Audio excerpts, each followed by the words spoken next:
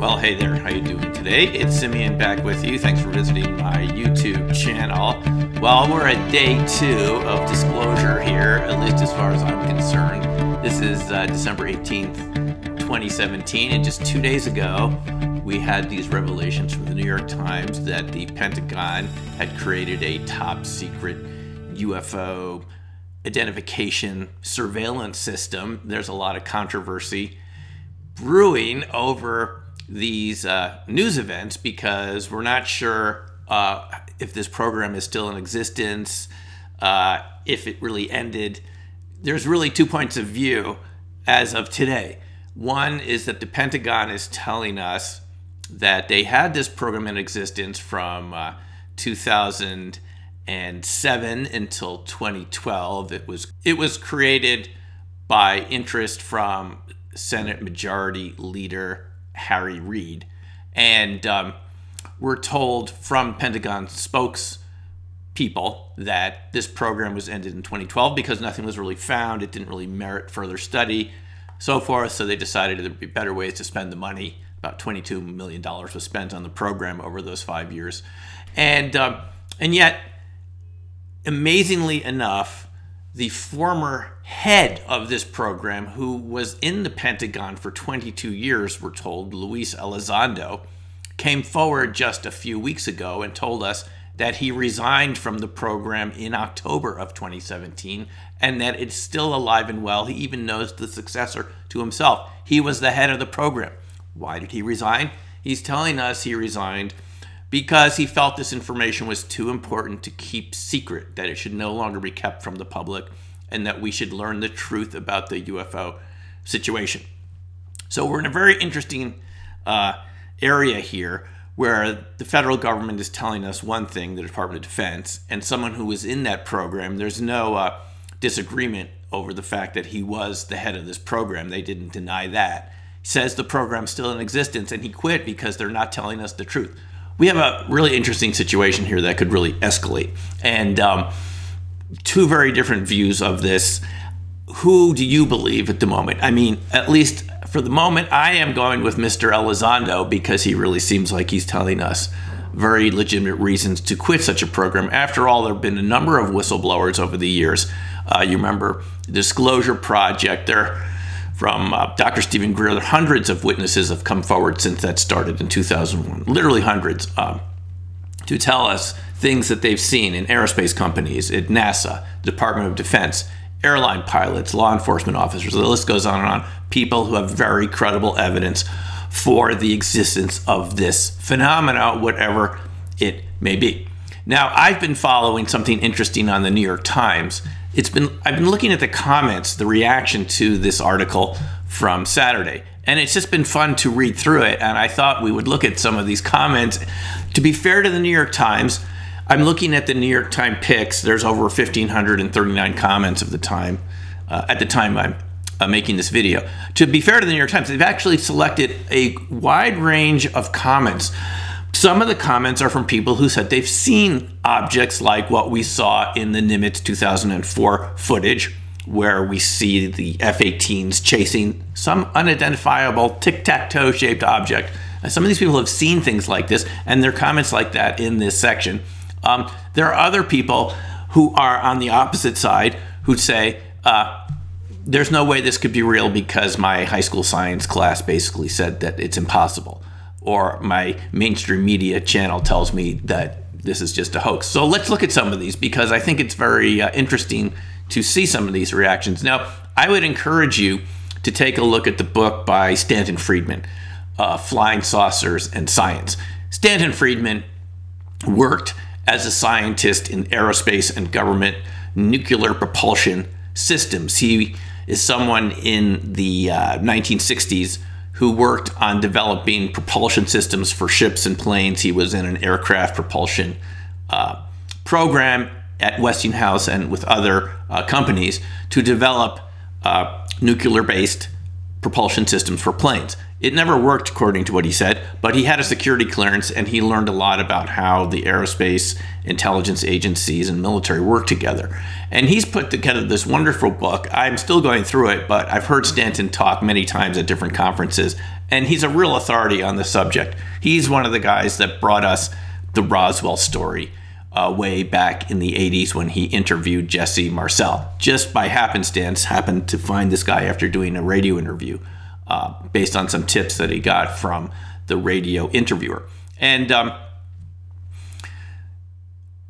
when you read Stanton's book, you'll realize how silly some of these comments are that we see in the New York Times sections. I'm not putting down people for expressing their true feelings, but Stanton goes through one by one all these arguments that people say why UFOs can't be signs of extraterrestrial life, intelligent life, and he dismantles all of them by showing how little we know, how much science has changed in 100 years, 200 years. He also wrote a wonderful book, by the way, called Science Was Wrong.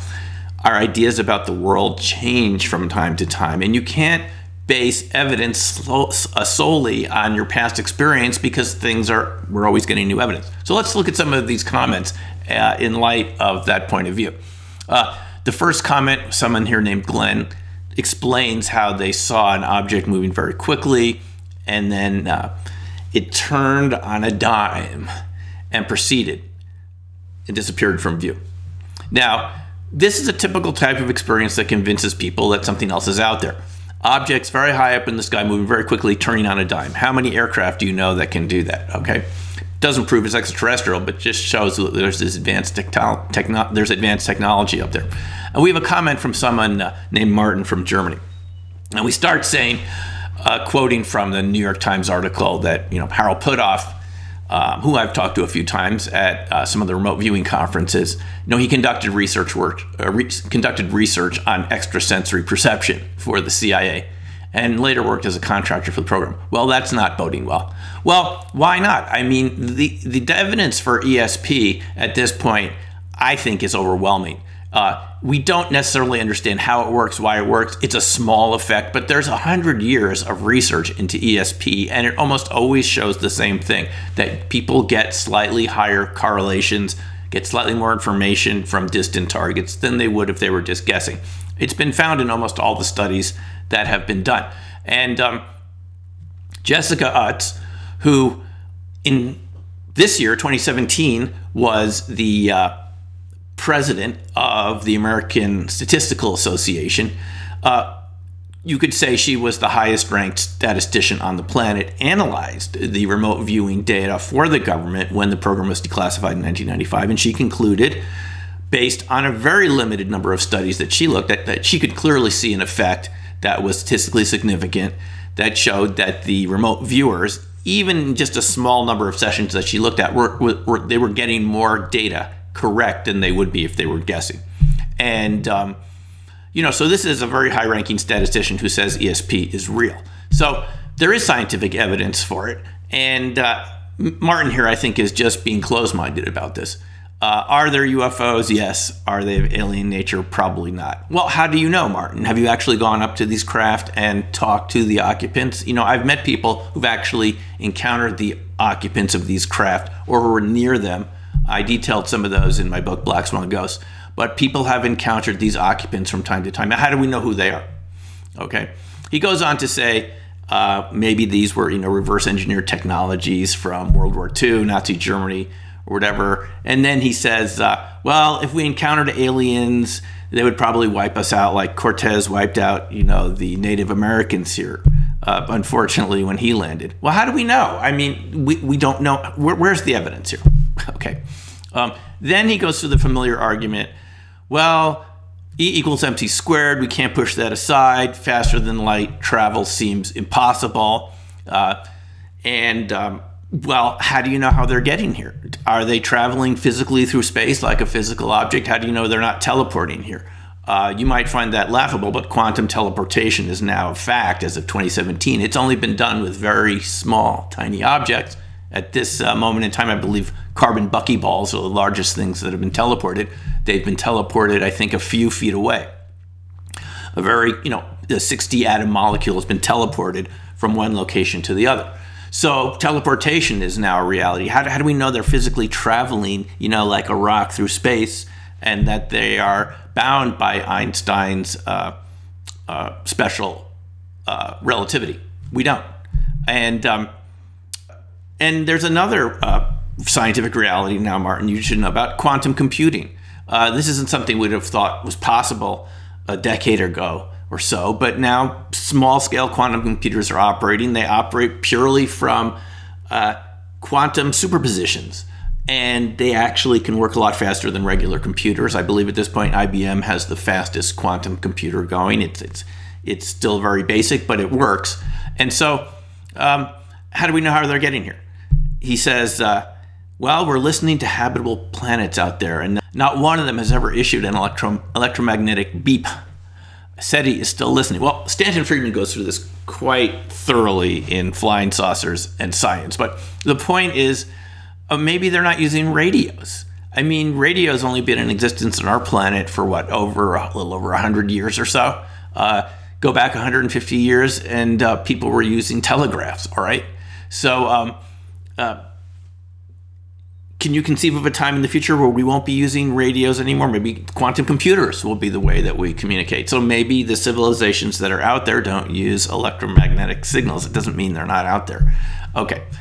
Now we have another comment from someone named Chuck. You know, he saw a UFO and he's saying, I could believe that such a thing could exist. I've seen things like this. Professor M from Ann Arbor. I love this one. Perhaps military and airline pilots should have some deeper training in atmospheric optics. There are phenomena that may seem weird but are explainable by the optics of small light scattering particles. Okay, Professor M, so you're telling us that these large physical objects that military pilots report that can move thousands of miles an hour and turn on a dime are small light scattering particles? This doesn't make any sense. This isn't what people have been reporting for the last 70 years or so. Come on. And look at the footage from the Nimitz. Does that look like a small ice particle? Luckily, some people have responded to that. You know, we have these closed minds. Several years ago, I wrote a book called Opening Minds. And it's a book I'm very proud of. It's from 2002, 15 years ago. And this book was about my experience of new phenomena that I came across once I learned remote viewing in 1996 at the Farsight Institute with Dr. Courtney Brown. And I realized that a lot of us have closed minds. And this is what you can see here a little bit. You just think everything has to be the way you were taught in graduate school. What I learned instantly from studying remote viewing was that this worked. I could see this after a week of training with the other people in the class. People were getting, and I was getting much more accurate data than you would be if you were just guessing. And I wrote a book about it. Now, I was lucky enough to have Jim Marrs write the foreword for the book. And this is what he said. I mean, I think you'll enjoy this given these statements we're seeing here. We are all material beings energized by the vibrant frequencies of the universe. We are a powerful and creative species crippled only by ourselves, our conditioning, and our environment. It is time to regain our rightful place as truly free and creative members of the universal community. After all, your mind is like a parachute. It works much better when it's open. So thank you, Jim. Jim fortunately passed away not too long ago, but he was someone that really appreciated the open-mindedness that we all possess. But I think for a lot of people, and I'm sure you know people like this, and I appreciate you being part of my channel here, is we can often reach a boggle point in our mind where we just go back to what we learned as kids and say, it couldn't be possible. I didn't learn about that in high school. This is what we're seeing in some of these comments, and I'm sure you know people like this too. Let's look at another comment. Oh, from Glenn MR. The only people who think space aliens have visited Earth are people not applying science-based evidence to the issue. Oh, really? There are over 4,000 trace landing cases at this point. Okay, started with J. Allen Hynek, consulted to Project Blue Book, became convinced the phenomenon is real. A little bit like Luis Elizondo here. Worked with Ted Phillips, analyzed thousands of landing cases. Ted Phillips has, and where you find evidence. People say they saw something, you go there, you can see the evidence in the soil of something having landed. There is plenty of scientific-based evidence. It's just that people don't want to look at it. If you don't think there's any scientific-based evidence for this topic, you just simply haven't taken the time to do the research. I'll give you an example. Just from the Roswell incident alone, there were 600 witnesses to that event, either at Roswell or other locations, or at Wright-Patterson Air Force Base, now known in 1947 as Wright Field. Brigadier General Thomas Dubose said that his boss at the Strategic Air Command in the Pentagon, General Clements McMullen, who was in charge of the Roswell event, said to him, "This is more than top secret. It's beyond that. This is of the highest priority, and you're never to say anything about it." Do you think they would do that for a weather balloon? And one of the highest ranking officials ever to come forward about Roswell, who served at Wright-Patterson at the time in 1947 and was later its base commander for 2 years in the 1960s, General Arthur Exon, said they knew they had something new in their hands. The metal and material was unknown to anyone I talked to. Everyone from the White House on down knew that what we had found was not of this world within 24 hours of our finding it. Roswell was the recovery of a craft from space. Now, is that evidence or not? I would say that's evidence. Glenn goes on to say, there's no evidence that any type of extraterrestrial intelligence is visiting Earth. Well, I think you just heard Luis Elizondo say that they have looked at these objects that they photographed from the military planes and other surveillance systems, and they've concluded they're not from any country we know about. So I don't know what the alternative is there at that point. It's coming from somewhere. Then Glenn goes on to say, well, aliens would have to use the same energy source we have, and they're from far away. The physics are the same everywhere in the universe, and so it's not easy to get here. Well, listen. Have you ever heard of something called dark energy or dark matter? Because I've got news for you. About 96% of the universe is invisible to us, and we don't know what it's made of. Everything that you see in photographs from space, from the Hubble Space Telescope, ground-based telescopes, and so forth, that's only 4% of the universe. The other 96% is invisible. 30% or plus or more is made of something called dark matter, which is a force that holds the universe, galaxies together. And another 68% is something called dark energy, which is pushing the galaxies apart from each other. And no one at this point knows what these forces are. So we don't even know what our own universe is made of. Plus, about another 4 or 5% of the matter we can't even see for some unknown reason. It's invisible to us. So, and about another 4 or 5% of the universe, even though it's made of physical matter, is invisible. So we only know about 4% of the known universe at this point. So how do we know that the periodical table and the laws of physics are the same everywhere in the universe? We don't. And then there's also the idea of multiverses. Increasingly, physicists are looking at the idea of parallel realities, multiverses, other universes stacked on our own universe, next to our own universe. And maybe these extraterrestrials are not coming from our universe, they're coming from a multiverse. Okay? So I think you can see here that, again, Glenn is applying a lot of these stereotypical limiting assumptions that that everything out there has to be exactly like our physics here on Earth. We don't know that that's true.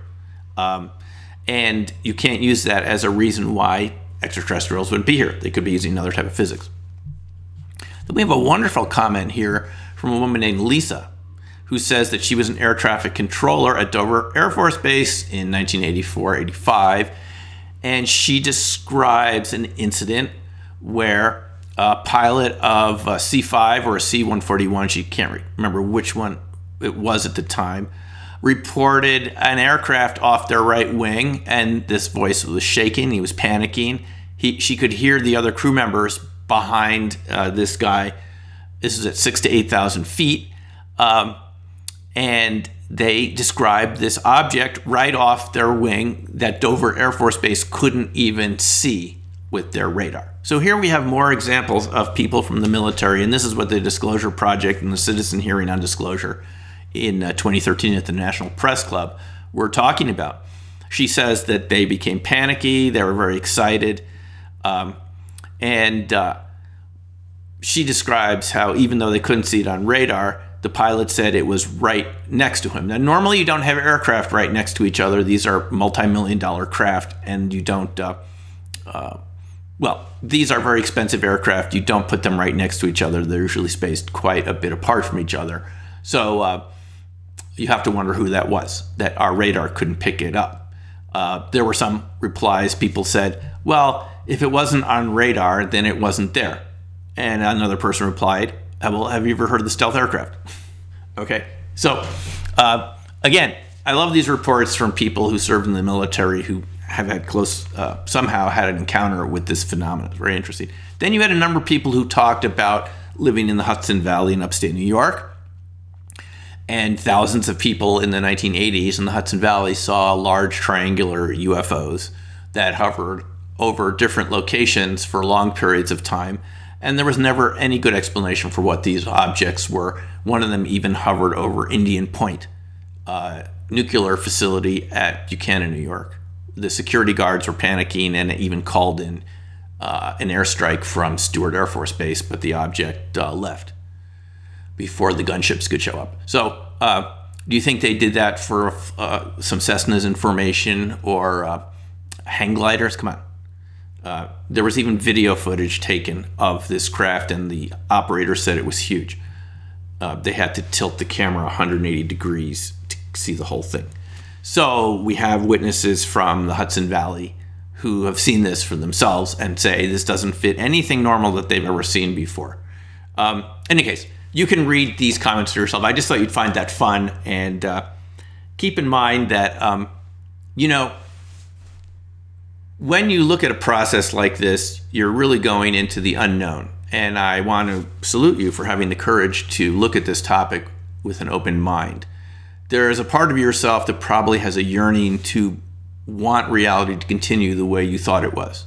But this sort of topic has been challenging us for 70 years. And on Saturday, a big chunk of that wall that was holding us back from the truth was taken out. And I've been waiting for this for a long time, as have many other researchers and interested people in the topic. And I think this is going to be fascinating. I want you to enjoy it with me. It'll resolve into a new reality for us. We will see who's been telling us the truth in government, who hasn't been telling us the truth. What is the nature of the reality we live in? Throughout history, the ideas have changed of what reality is. There was a time when we thought the Earth was the center of the universe. In fact, there was a time when the Earth was thought to be the entire universe because there wasn't anything thought to be beyond the moon.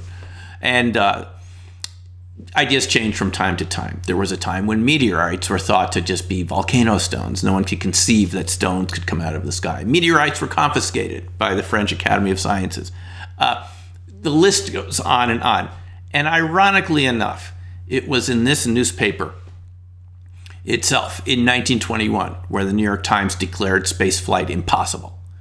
They said spaceflight was impossible because you can't have propulsion against a vacuum. There'd be nothing to push against. But it turns out that in a rocket, the exhaust pushes against the other exhaust and back against the rocket. It can work fine in a vacuum. It wasn't until 1969 that the New York Times changed their mind and decided that spaceflight was a reality, when the Apollo astronauts were on their way to the moon. So things change. They change every once in a while. Thank God that they do. So anyway, listen, that's it for now. Thanks for watching. We'll talk to you soon. Take care and bye.